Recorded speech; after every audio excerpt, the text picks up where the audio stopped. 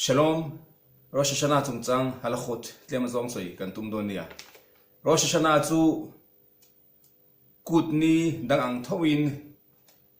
thiang hlimna na yania. Pathian ma kan din ni rorel nani ani lain lelapa nga chuanin kutni ani wangin khani thiang hlimna kha kan serangaya khani kha ti thiang hlimangaya kan shet angin shabat ni thiang hlim le kut inan lo na chu shabat ni thiang hlim chu elba pathianin he khovel niruk chunga asiam zo ani sari ina laba pathianin mala soma ti thiang hlim ni khania shabat ni thiang hlim chu mishinga ain hat lowa ani ngau khanin thiang hlim na anei to a mishingin kan ti thiang hlim le kan ti thiang hlim lo khanin ain hat lowa pathianin mala soma ti thiang hlim ni ria kha shabat ni ni phunga ni ta ni chu masangin kan kut ni te hi chu pathianin ke mani kuta angat ke mani kuta dania ke mani ti thiang hlim tur ania to chonin shabat ni thiang hlim chu ati thiang hlim tu dal pa pathian ania kut ni ti thiang hlim thei tu chu ke ni mishing te kan ni ti khania pathianin kan kuta da kan mo phurna khami kha angata thei patto pa kut ni kan sera kan ti thiang hlim khanin kha kuta khanin thiang hlim na chungchuang khalo changdo ne ti khaniam chuwa chuanin Rosh Hashanah chu rorel ni mani sengin pathian ma kan din ni kan chung thu he khovel mishing zong te he khovel thilang kim omdan rorel ni ani lain dela panga chon kut ni ani thawa chuwan chuanin kan ti thiang hlim mangai do na kan serangai do na kha kut ha kan za angai do na ke mani omdan le khosak da na zerin a thiang hlim na po kha enge a chungchuang lo theya to chonin halachot apoi mo zwal pui tlem zong soi kan tum donia ama saben in bo saina kut lo thlen don a chuanin in bo saina kan nei nga ya ei le ina kharau zong chuanin thakhat don kai bo sai to a rosh khodesh elul atang to in si khot soin pathian ma ngai damte kan dil to a kharau zong chuanin kai bo sai na tam to a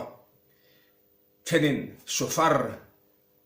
shakhait trong tai so pe kan ham to a ani lo point sam kan siam kan ngai chiar belte oma e bon ni sangin atharau thila ka imbo sai na kha tok lowa ti sathilin ka imbo sai nga ya kut ni a khanin tharau thil ringot khani lowa kut ni achung chuan na le kut ni aro puina e kan ti chuanin eile in manga kut ni kan ti thiang hlim te kha khami kha kut ni ro puina pakhat ania chuanin shabat ni ya entiananin sa ei nge yangai lowa wen in nge yangai lowa shabat ni ya arsa in mitzvah len thei chutiam bokin grape juice mangin kilu shaman theya shabat serna shabat ni thiang hlim khathil pani mang khanin changnen masa shabat kut ni a chuanin mitz anavim kanti grape juice ne khanin kidush ni lowin amo choi lain choi siutat khat chunga wine in chutiam bokin sai sa adi khanin di halakhain sa adi chu kepali nei sa khania chuanin shabat ne a chuanin sanga pokan ei theya arsa pokan ei theya kami mang khan siudat shabat kan len thei ni chu shabat ruwai mase kut ni a chuanin atok lo achan chu kut ni kha hlimangai sia kut ni a khanin nuam takam hananga ya chuanin wain le sa itel tu ti khania kan ngai da lo ten chon thu dang ni sein kan ei thei lowa kan thei sel na ta na a thalo te ni chuanin ngei chu ngai lo ba sen kan ei du atui kan ti ni chuanin khami mang khang kut kan ti thiang hlim kha kan choi moi kha kan ti tu kha ni wa chon tharawin kan buat sai to a tharawin thei top kan chua to ma sengin ati sa jong pui in buat sana kan ngai ta chu ta chuanin ei ti ngai kan tiang kut do na pakha ta chuanin nia I elul kha chungin kan lo ti to thowa ma se kan la ti lo te kan omanga hatarat ne darim kan ti kha cham amo intiam kam na kan lo nei to te khatiang sut na kha kan nei nga ya mi zong in kan ti nga ya kan trong kam mi ne na vai intiam kam lo bo ni la chia chăm lo pon mela kan trong kam chuak sim ma kha enge in tiam kam na angania khatiang kha enge kan su ta ngai ni chu kati ang amo kalau kalang ke yang thil kan soi kha tam lu tu kan ti le si lo te kan ti man lo te pon yanga khatiang so kha su ta ngai ya khami tu khanin hatarat ne darim kan ti khami tu khami pathum kan ngai ya mi pathum ma kan thil enge kan in tiam na khami su ta kan ngai dan chu ta chon mi pa zong chon kan ti ngai kum ting chinin ma sangin mei chia anti be ngai anti pho mei che po ngai ve thowa pasal nei chonin ni a pasal te ai atir theya ai oin pasal nei loin apa atir the te khanin ani lo chonin chutiang nei lo te ni chon an mani ngei po kha i kha enge i che cham na kha enge i intiam khadiang sut na kha nei angai ni chu chuanin i kha rosh shada ma ngei ya nei tu khania chuanin chuba ka poimo chuanin i ni pasal ten kan mo phuna chu nupui de ta na thil tlere olei sakhani thom hnomo yemo an lom zong an mani limna tur thil ti sakha mei se kha chonin thom no pon duanga tlere uten loma kha mi pa ina pasalina anupui chunga thil ti tur abat mi ta ni chu chuanin mi patan chu kan soya kunia ei lein atui khanin kan lim dona chuanin ku dona khanin i rosh shana dona khanin i in me fai samme mui nge khabem hul me fai in me fai kha in tuai tharakha rosh shana choi moinan khami zana khanin enge angai boka chuanin me chiate rosh shana zana emo ni na i thendon zana emo mikve kal ngai tur ang chi te kha enge kutin lotan lok te emo inti fai tur le embo sai na sang thang te kha shabat lu kut lo lu ma in embo sai lo ka ngai dona kha enge ti ngei tur nia chu mikve lu dona khanin enge ka tiang kutin noite nel police kan tiang chi te kha tiang sang te ka thiang si lo wa inbo sai lo na kha kan nei ngai don ta me chia nu ten mikve kal ngai tu ten chuanin bati chithuna ekut bati chidona khanin ner ne shama kan sianga khami kha kutni zonga dai tur akut ani ni na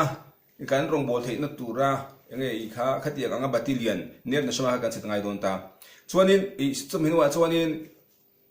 kut bati chitangai nga kut bati kha i braha pani soingai dona ladlik ner shell stun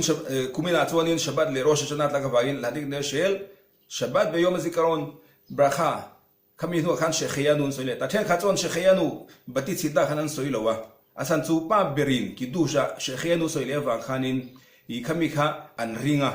i bati chitlaya shekhiyanu soilo khanin ma se kha chonin bati chitnai po in kha shekhiyanu khan soya kina pa berin ki dus aman huna po ngai thale thoba kha po kha thilom theina ki mani ti dan azir thin ki mani ti galo ti thin dan azir khan ni segin chuanin rosh shana dona mikve ate kal a in ti thiang lim in nim thinania ma sengin mikve te la emo mikve kan kal phak lo mo harsat na le enge rol khulda dangte omomo entinan kumina chuanin corona sia wangin mikve kan kal ngam lo tu poni mai theya engtinge kan tiang masa kami kha hala kha ni lowa min ha kania rosh shana dona mikve kal kha engtinge kan tiang kan ti chuanin tui enge i tuin kain lei thaya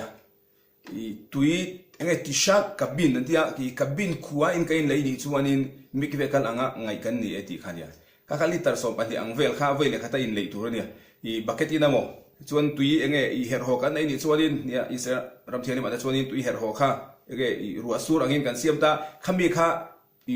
enge khonila khami kha phoila tui ho enge tui enge i khabi imphu na khan imphu ta ila khami tui her ho khanin minute chechonin enge minute nga minute sari vel te kan ti khanin i enge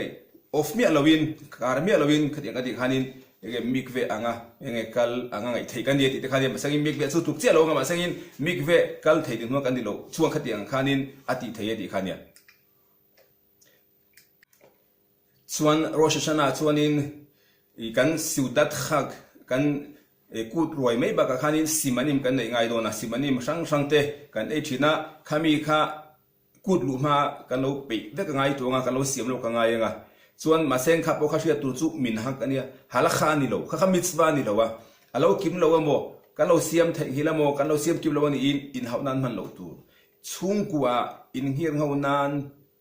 มันเราตัวข้าจู่ตีดันที่นั่นไหนนี่ไหมอะเอาไว้ในกันตัวมังอะสุเล่ไปในอินอัตินเราเอโมข้ากันทิลดัวข้าบาซาร์เราเราเอโมอ่ะโมชวนนำช่างอีบางอินนั่นฉันเลี้ยวังยังไงช่างไว้กันเราในเราวันนี้ปอินเฮานั้นมันเราตัวฮัลละขานี่เราว่ามิตรวานี่เราข้าเชื่อตัวปอยมันเดียส่วนนี้ข้ามีข้าสิมันนิมเขาว่าข้าอาจารย์ขัดหน้าปนี่งอาจารย์หินาปกันชีนะส่วนคอยซูที่นั่นเนี่ยคอยซูปฮีโรชนาจังอินยังไงสิมขาตัวแทงที่นั่นเนี่ยฉบับนี้เตะกูตาเตะเตียงขานินมาเสียมข้าพวกข้าง่ายจงเราว่าเอาผมส่วนไม่ตัวเนี่ยเทนส่วนนี้จีไอ้ขนาดฟังทีนะเทนส่วนจีนฟังเท่าว่าจีอันไหนนัวจีอันนัวอันนี้ช่างข้าดังเลยมีข้ายังไงคอยซูเนี่ยเต็นชินตาเทนส่วนจีเต็นลวินคอยซูข้าจีไอ้ฟังตะกอนอมเท่าว่าข้าจูจีดานทิ้งอังเราตันจูส่วนนี้ข้าสิมันนิมกันข้านินจูอาจารย์ขัดหน้าปอจันหินาปอเนี่ยกิดูชกันพังงากิดูชกันมันโซ่ฮามุซีกุดกันสิลังกุดสิลมาสมนะส่วนนี้ฮามุซีกันโซยังฮามุซีกันข้ามีโซ่ขันสิมันนิมขันไหนข้าสิมันนิมช่างกันไหนแต่ข้าจะโดนตันจุ่มแต่สิมันนิมข้านินเชียตัวจูเนี่ยฮาเอ็กซ์อมข้าจวนอินที่นั้นตามาร์กันที่อังซีเตขัดยังเตะอโมให้บุฟไฟกันที่เตะอับราคาฮาเอ็กซ์เนี่ยข้าเซนข้าบราคาสวยงามโดนตาฮาเอ็กซ์กันสวยงามส่วนนี้เราเป็นแอปเปิลส่วนแอปเปิลข้าคอยจูแต่กันเสียฮาเอ็กซ์บริบริฮาเอ็กซ์สวยงามโดนตาเนี่ยส่วนนี้บริบริฮาเอ็กซ์กันสวยงามกันกันเต็มจะเป็นว่าส่วนนี้คอยจูอันที่นั้นแอปเปิลนี่ส่วนคอยจูกันเสียส่วนนี้ฮีรัชนกันสวยโดนตาเนี่ยฮามุเงี้ยบริบริฮาเอ็กซ์สวยจูกันมาฮีรัชนกันสวยค่ะเที่ยงโดนหรอวะอาจารย์จูบราคาก็สวยเลยก็อินการาคานินเฮฟเซกอันที่ทิลดังกัดยังไงกัดลักเจ็บทิวแต่โดนได้ทิลดังกัดติดโดนได้ไอ้ที่นั่นมีนบราคาเราสวยตาเสียงบราคาสวยไอ้ไม่เราตรงตาเสียงทุเราสวยตาเสียที่ดังเราติดตาเสียข้าเที่ยงเราบราคากันสวยรัวกันสวยฉันข้ากันติข้าละไงนี่จุข้าไอ้เลยนาปอนี่มิตรบาเลนาปอนี่มีนตลิดเราหาโดนตาเสียงเราสินโดนตาเสียงบราคาสวยมาเสกอาสินไม่ทิลดังติดตาเสียงตรงตาเสียเที่ยงเราข้าเที่ยงเท่าข้านินโรชชนาจานะขันินสิมันนิมกันไอโดนขันฮามุเงยจู่บริบริฮาเอสโซยาไอพูดต่างอัตเตมังแต่ส่วนนี้อับราคาเลี้ยไออินการขันเอ็งมาหุ่นเงยอิตลาเจ็บโลตูขันินที่ดังที่หมดตรงหมดโลตูขันอันนู้ว่าจู่แอปเปิลคอยสู้ว่าจะยังฮีระจนเสร็จตัวขัดยังขันินที่อาไปหมดตาส่วนนี้เงยอัตมาลำปังเขาข้าเงยโซ่กันไอเตลทิ้งเขาเตนิบังขันินที่นั่นบีนั่นโมอันนี้เราพออินเคโรตเกเซอร์ขัดยังจีเตจุดเดียวมกินเซเล็กขัดยังเขาเด็กข้าโซ่กันไอเตลเท่าข้าสุดากันเตลทิ้งที่บางขันินอัตมาข้ายังไงสวยง่ายเราตีแต่ขันินส่วนนี้มีเขากันเชื่อง่ายโดนตาส่วนนี้โรชชนะเฮียนี่โคเคียร์อันไอเราอัตรายตีแต่ขันินโคเคียร์ข้าอันนี้มันกัลนัมเบอร์อินยังไงเฮ็ดกันตีทิลสวลเนี่ยตีข้ายังไงอันไอนังที่ไอเห็นเสียตีขันินว่าส่วนนี้โรชชนะส่วนกันสวลกันยังไงให้หลังดูแล้วว่ากันสู้กันพอดูแล้วว่าประเทศนี้กันสมทุนทศงิมินเรียเสกันที่ว่าขานินกี่มานี่กลิ่นโลนั่นโมกันส่วนนั่นโลกันเฟลนั่นแหละกันเฟลนั่นแหละขัดยังช่างแต่ข้าให้ละโลตูที่ขานี่ส่วนนี้ข้ามาเสียสวยแล้วสนุกข้าฮัลขานี่แล้วมินฮักกันเนี่ยเช่นขัดินเขาแค่ไอโลตูที่ขานี่ไม่ตายนี่ส่วนนี้โรชชนะอาจารย์จู่สุดากันเองช่างกันเองสากันเองสหปกันเองเทียยังไงอาสาคนนี้สินั่นจิตกันสวยโรชยังไงคุณนี่สายกันที่ข้าเนี่ยอัตุจิงโจชุนโจกันตัวมีเดียงขมียข้าเนี่ยจานอาจจะปุยอ่างไงง่ายจงโลอาสุดาปุยหมดโจกันฉบับเนี่ยปนี่ถ้าว่ากันเชื่อตัวฉบับจานกันสวยอายินอัตุก็มีข้ายังไงปุยหมดโจส่วนนี้จานกันฮัลโหลอังจีเตโมกันจักกันไงรุดตุยกันตีเล่กี่มันนี่กันเราข้าตุกไอซอกตุฉันชวนนี่ชาวบ้านกันเจ้ามาตุกกันไอไปตัวแล้ววะอันนั้นเป็น kan ei banga mo aning noi mo atu kai tu kan da kha thiang lo atu kam mi kha poi mo zo ku ni apo kha i asa i te po kha atu ka khanin apoi mo do dan so chuanin i kha birkat amazona abel cha tur oma shabat atla ka wangin retse kan soinga chidemokin yale ve ho te kan belangai don ta chuanin rosh hashana tong china i nge kan tiang kan vai kan kal be ken seta i mai chia ta po a thei chuanin kal kha thanga rosh hashana tong china khanin halel kan soi lo ba kan thet angin kut ni ania i halel kan soi lo wa a chan chu pathianin kan chung thu tha jong i min real don ti chiang viau ma ira i pathian laka rinna za in nei in chiang ma ila halel kha chu soi lo tur ne tia chu ro real ma kan dina wang khanin lau na kan dei ngai thowa enga mo chi na kan dei ngai thoi ni chu enge thoveng lu tu ka om kha thiang chong lo pathian a chong kan ring alom a than zong in kan chung thu min real saka ga nun nam bu a min ziak lu don ti chiang viau ma ila halel soi na tu chu ni lo ben tia lawangai khamini kha ti takin kan hmanangai dikhani tu man chonin i hala kha chonin i hemini ate hianin nge i mudlo turani ti takhani mudlo i masagin kha khoi ange kan hu ka chon talmud yerushalmi ya inji ka mi talmud yerushalmi inji ka chonin mi chuna rosh hashana amuani chuanin kumtuanin avane ina in amuthil sanang ti khani masagin arizal chuanin nge i kabalis chun lai apel ani to chuanin mutha pui lo ve thin chu asan chu kan tong trai na mangte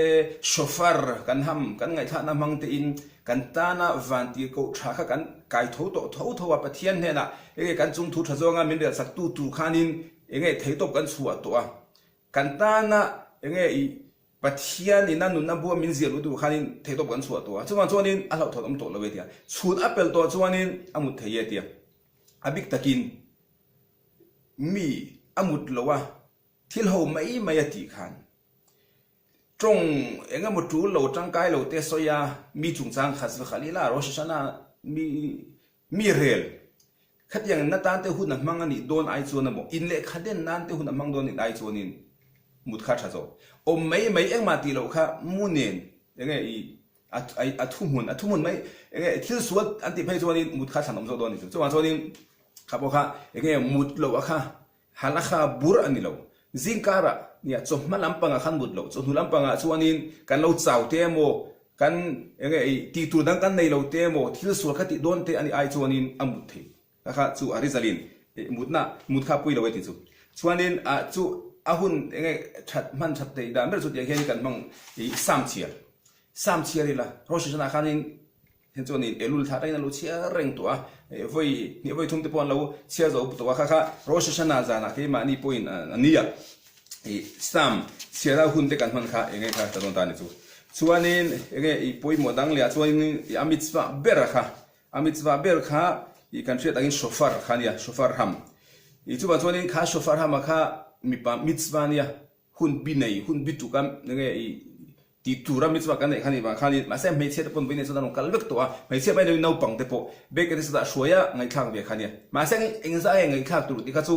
tura mitzva len na tur kha chuanin voi som thum kha shofar ri voi som thum kha ham sang kha nge i kan ngai kha khanin ato ke ti khania chuan ma seng voi ne chuanin athen chuanin i di dan sang ai nang loba then chuan som sari le pakhat te an ha ma then chuan za le pakhat ti te pom tai chu ma se pon ni sangin i khami nia mitzva poimo ber khania be ke sa kan kal thelo ni poin kadin bula khoila ya emo me chetan nu ho ta na ham kham don tho kha kan ngai chang anga ya khami kha mitzva khami nia khanin kan enge i kan tiang thei sam chuanin i ngai kha kan tumanga mi pa chuan ngai kan batania me chetan khanin mi ti be sam tum kha poimo don dai chu chuanin i kumina rosh hashana ani khatna shabatat laga wain tashlikh ati theidon lawa tashlikh kha ani ni na kan tianga chu lampanga hapo kha nge ngai chong lawa then chu timia lo te pon oma ma sengin i kan enge kan ti thei chuan chu mi tu gom lawa kha enge kan i mei chetam po thei chuan in ti be thopo kha tha sual nei be tho me se point he po se kha hala kha tlang pui mo i kan soini sengin enge chu ba ka chuan in enge shabat zan kidush shabat zan ni loin Shabbat na jan Rosh Hashanah ani khatna arala ani ni na akidu sa khang tinge kan tiang kumina chu soile sai nu ani khatna Shabbat atla ani ni na kha Sunday ni dona yem shuni dona Shabbat kha liyama ani ni na luwan tinge kan tiang kan ti chuanin ni akidu sa khanin kidush kan soyenga kidush kan nayenga ta chuanin more nge bore ha ish kan soi bukanga hamafdil ben kodesh le kodesh kan soi bukanga kha nge ati dan tur ani dona kidush na khanin a seder kha ki chu ti kan tiang pakata chuanin kan mei kan en khan mei kan nge more ish kan soi khanin mei chit tur ni lowa mei chit thiang lo ner ne shama kan chita kha ani lo ponin akut ni ni na ami tur mei chia ten bati an chita kha khami ha kan enanga brakha kan soi me don tani chu I ashan pa bati chita ngai lo ashan pa bati do kana lo kena choi kana kha brakha kha soi ngai lo kan nu ten mei chia ten kut bati an chita kha kan enanga brakha kan soi me don tani chu kha enge sia tu poi modi don ta I ner kha mei al om to sa tang khanin I adang chita thiang lo nu al amo lighter emo khadiang enge ji chit kha thiang don lawa chuanin ani khatna le ni ni na kha enge thiang himna nei ve ni kut ni nya tu kumina phetun ashaba ani khata kha shabat ni dona ma chon ani khatna khan ani ni na ta na inbo chana engma ni thiang lo do kan pha lo kan ni emo rong bol te chu soi lo shabat ni nya rong bol thiang no prima chuanin enge salat lo siam lo kamo enge dokan lo rem lo kamo sefer torah nak tu kachiar tur lo enge ruam han lo kamo thiang lo shabat ni kha shabat ni akut ni khatna thiang lim na kha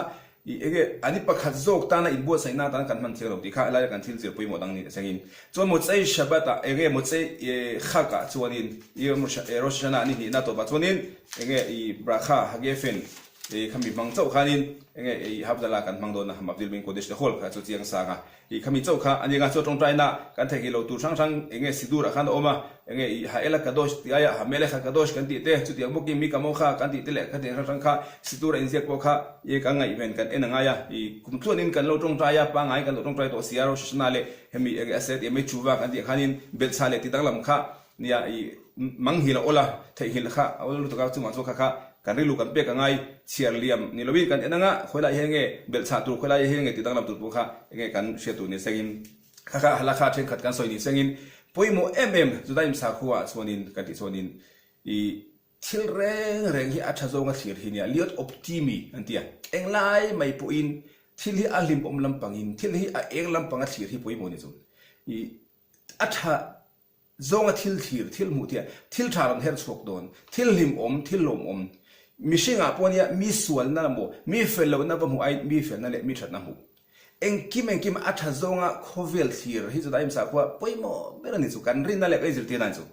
sual amo thalo emo thim emo khatyang kha ngai tu alo khatyang kha ai khanin atha zonga mu thil reng a positive zonga thil kan thira kha ma chon Rosh Hashanah po pathiani kan chung thu thong min rel don afa de kan nia min manga ya kan nuna du'a nuna bo min zenu podu tungkum lom tur po kan ta kum tha ani don pathianin kan ta na tha turim ron her so don di kan ri na ngai chu khatia ngai tu na kan nei I kan thil khobel thir ran chimshima I a che zong thil lo tu alung ngai thak zong in mo a thim zong in mo ngai tu lo tu a tha zong in kan ngai tu ana kan ril ru hian he khobel thil atakin he khobel hin ron thenti re ti khania chuan chonin tun kum lo om tur po kan za vai ta na kan tan athazoga pathianin kum tha lo her chu tu kum ni sangin khovel athadong in thirila kan tan athanga alim om zogin thirila kan tan lim na turin pathianin nge soisen lawin limna meron huranga kha judaim sa kho poi monia thil athazonga alim om zonga thir thiam kha khatia zong ngai tu na khatia zong rilu kan puta kha poi mo na tu kha ka soibel ni sangin pathian kan sawai mang som sangin limna le lom na in min hu sangin kan tan kum tha kum du om man som kum damna le se na kum te lo tlin na te kong eng kima kan thil ti na kong eng kiwa pathianin kan ta na man som na soi se lo mi ron fur kum ni sangin in zawain enge I kum thar zibai kan do min yang in zawai pathianin nun na bua min ziak lu segin mi chadikim te ziana bua chuanin min ziak tharo cha shana tova tiva ve khatima tova le kulang